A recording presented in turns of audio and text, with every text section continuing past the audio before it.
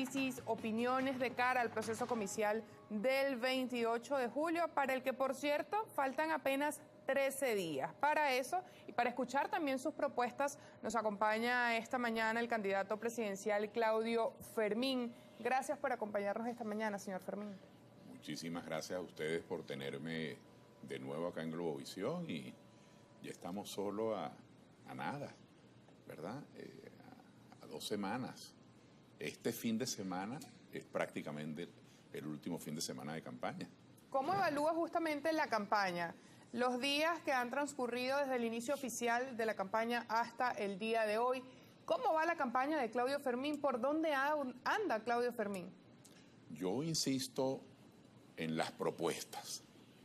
Yo sé que eso luce menos atractivo que otros que insisten en la confrontación, que insisten en planteamientos excluyentes, pero yo insisto en las propuestas.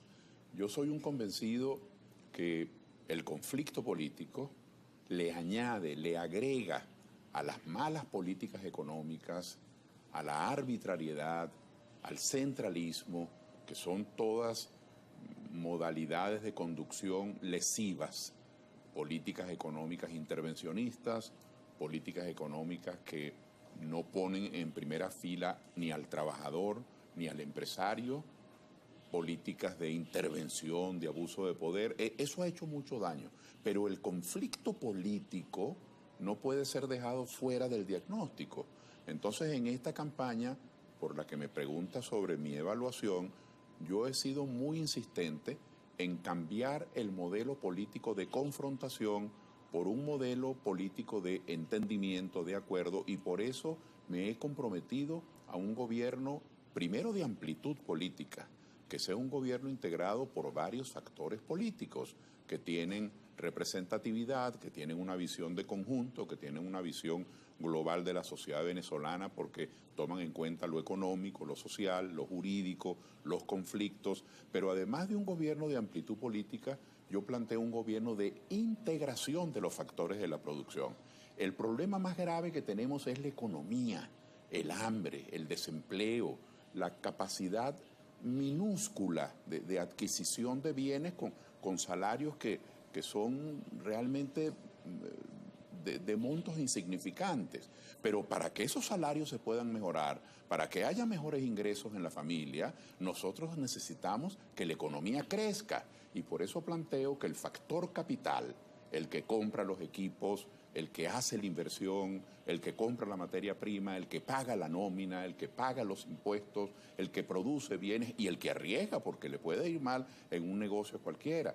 Ese factor del capital, que nosotros llamamos coloquialmente los empresarios, debe estar presente en la toma de decisiones. El factor trabajo, el empleado, el trabajador manual, el técnico, el trabajador intelectual, el gerente, el combustible de la producción es el factor trabajo. Y hoy, lo digo con lamento, ni el factor trabajo, es decir, los sindicatos, las asociaciones de empleados, las cajas de ahorro, las federaciones de trabajadores, los gremios profesionales, ni el factor trabajo ni el factor capital, Fedecámaras, con industria, con Secomercio, asociaciones de ganaderos, ninguno de ellos forma parte de las decisiones.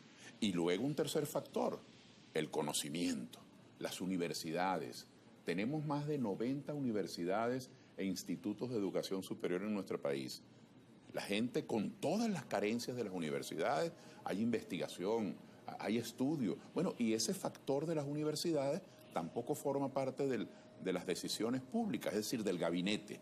Por eso, esta propuesta de un gobierno de amplitud política y de integración de los factores de la producción, yo aprovecho que quedan tan pocos días, apenas 12, 13 días para el día de las elecciones, para invitar a nuestro país a que elija una alternativa que sea distinta. Las alternativas de confrontación, las alternativas que buscan simplemente la exclusión de aquel que es un adversario de este lado o del otro, hacen mucho daño, y aquí están las pruebas. Las pruebas es la realidad de la economía venezolana. Mientras exista estos grados de conflictividad, la economía no va a avanzar, y si la economía no avanza, usted no va a vivir mejor.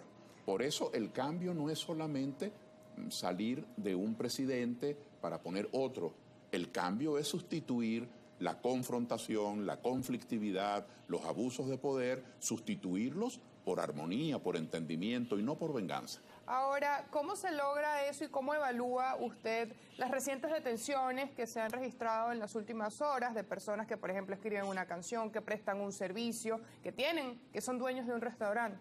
Bueno, tengo un pésimo concepto, lo leo con dolor.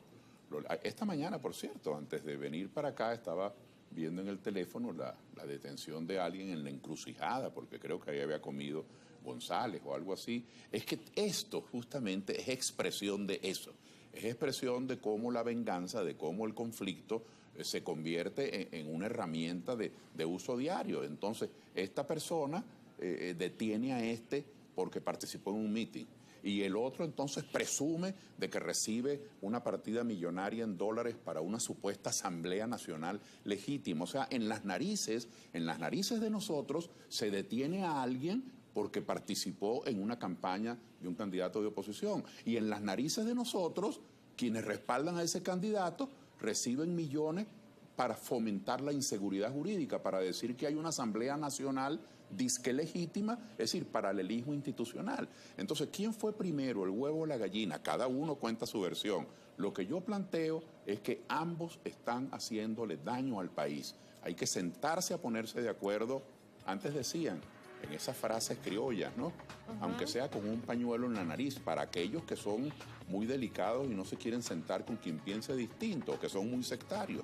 Yo digo que no hace falta ningún pañuelo en la nariz, ni hace falta ningún requisito. Los venezolanos, cualquiera que sea nuestra orientación política, tenemos que sentarnos, tenemos que procurar que el interés nacional sea lo que nos conduzca. Y yo cierro este comentario diciendo, puede promover la democracia, puede promover el entendimiento, la convivencia, que es lo que hace falta para que la economía crezca, para que podamos tener en la nevera de cada uno de los hogares de Venezuela, en la alacena, en la cocina, para que pueda haber alimentos, para que pueda haber textiles, para que pueda haber zapatos, para que pueda haber dinero en la casa, es decir, ingresos, tiene que haber desarrollo económico y no va a haber, yo no quiero ser lapidario, pero quiero ser muy franco.